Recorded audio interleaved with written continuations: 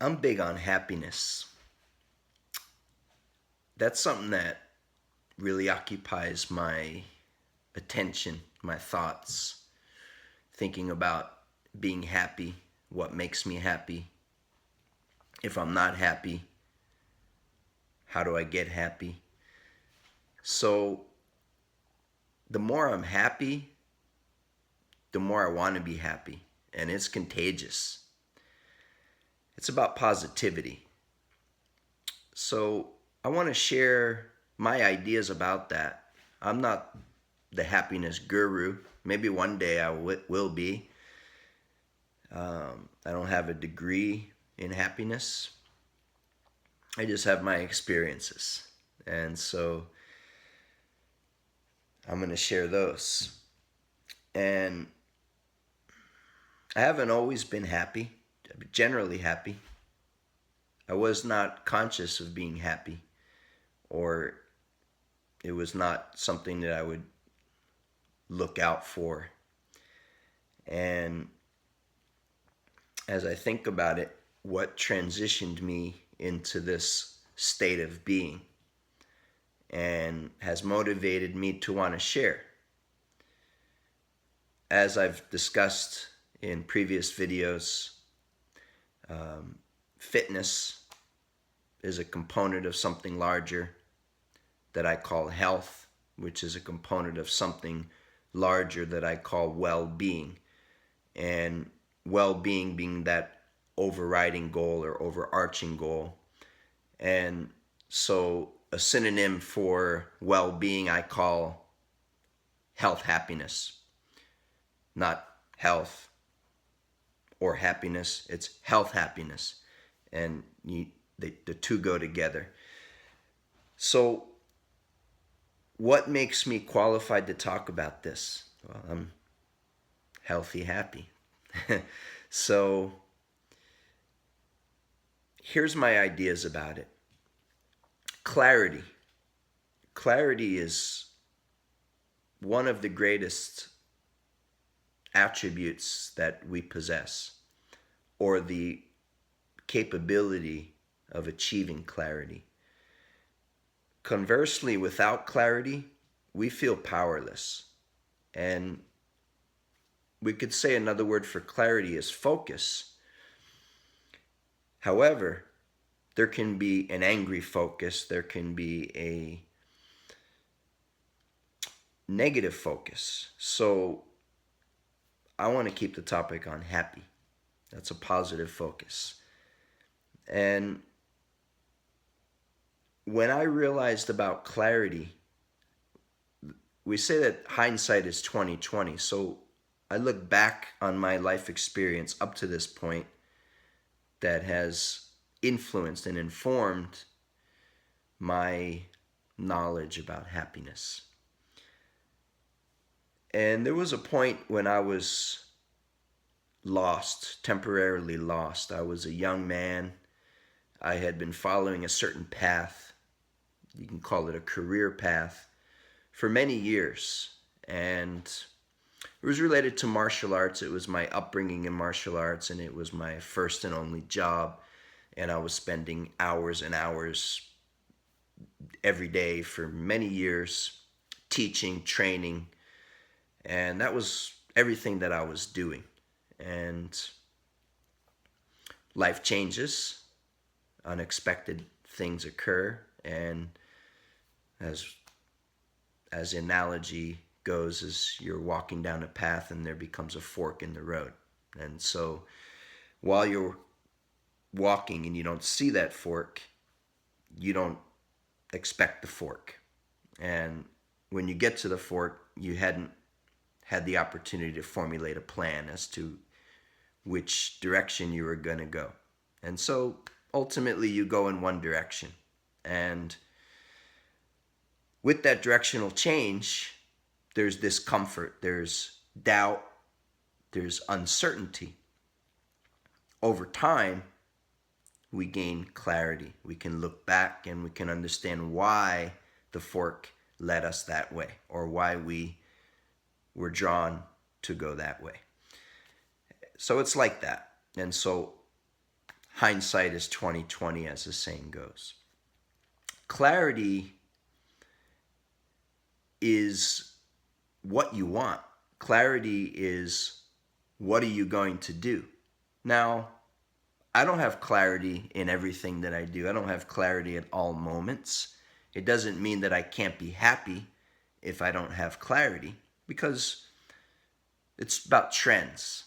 Happiness is a trend. So you're trending happy. There could be a moment to be sad. That's okay. But the sadness is going to lead back to more happiness again. And that's really the point of it. And so the clarity is the capability to understand what it is you're looking to achieve, what it is that you're looking to experience. And it is about the experience. For me, it's never been motivated by materialism. Materialism in the sense accumulation of material. When I was a child, I wanted baseball cards, as many as I can get a hold on, and I needed to find money to be able to get more baseball cards. Things like that. You buy things. It's never my motivation. I don't care about it, because the currency that I have is, you cannot buy it. It's far more valuable than a piece of paper. And so my clarity has always been based on experience.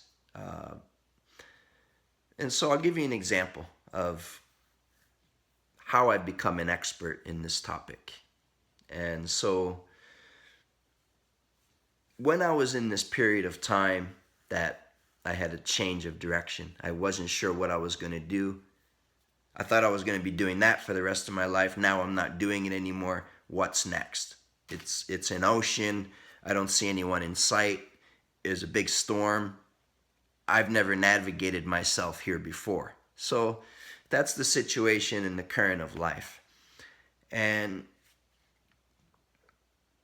what I did at that point in time is I started doing a lot of writing.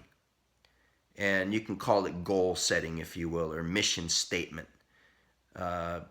Identified my values, identified my ideal scenario. What did I want? What were the things? And don't limit, no limit to the imagination. The imagination is free to want and imagine whatever it likes. There's no restriction. If the restriction comes along, that's just doubt creeping in, telling you can't do something. So there's no place for that in this game. It's just creativity, what you want. And in that experience and everything that came from that, I intimately understood the saying. Well, there's a saying that says, care for what you wish for. And the corollary to that is, you just might get it. So young person maybe doesn't understand that. It's just, I want this, I want that, I wish this, I wish that. And nature, again, not in a dualistic perspective, however, in a balanced perspective. In a balanced perspective in the sense that there's an interplay between these polar forces, if you will, this yin and yang, or yin and yang, as the Taoists so eloquently called the dark and the light side of the mountain.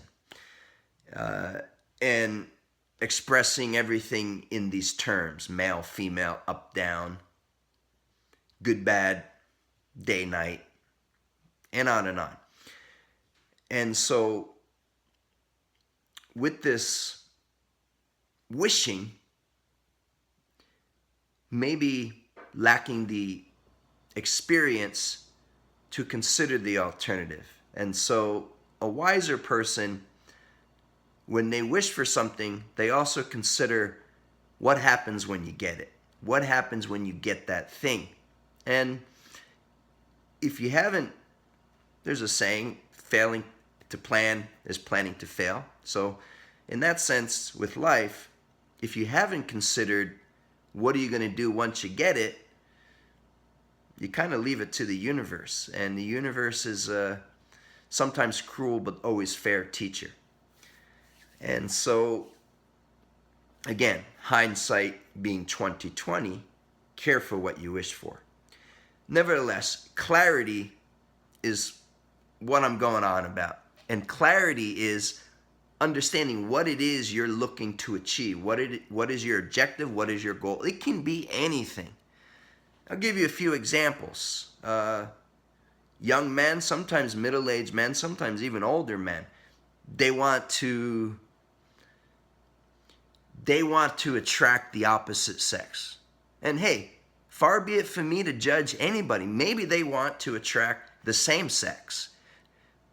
Point being, they want to get that attention. They want that person to notice them, or these people to notice them. And it has to do with just, ultimately that has to do with recognition and wanting someone to support you, to tell you that you're good enough, that yes, you're worthy of being noticed, when ultimately that's all inside.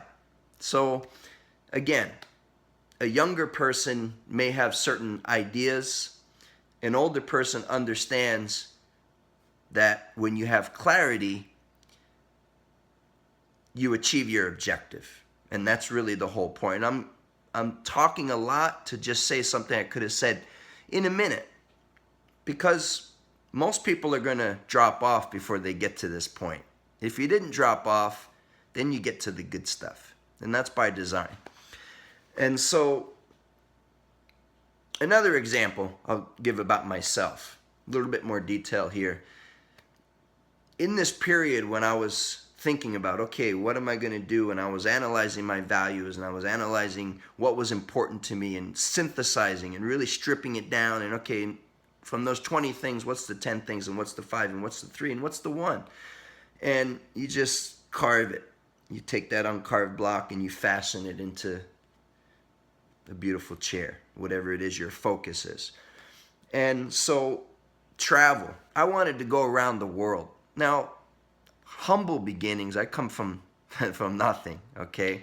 I was the minority. Where I grew up, I was the minority. And this is in America with my color skin. So you can imagine, I didn't grow up into privilege in the sense of material, financial privilege. My privileges were in other areas. And I'm grateful for that. And so I wanted to see the world. I wanted to be known. I wanted to be respected. I wanted to be noticed. I wanted to be recognized. Some years later, kind of forgetting about putting those notebooks aside, some years later, it dawned on me that those things I wrote about, that's what I'm doing. That's what I have. And out of that, I developed specific skills from practice. For example, with travel, I'm very skillful. I have a gift in that I could think about some part of the world and then I can find myself there.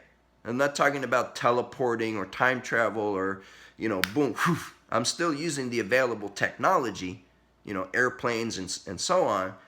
So it's not instantaneous in the sense that we consider instantaneous, because we have a very small mind. So time moves slow for us. But the point being is I developed that skill. And the reason I developed that skill is because I had clarity. There was no limitation. There was no confusion. There was no distraction. And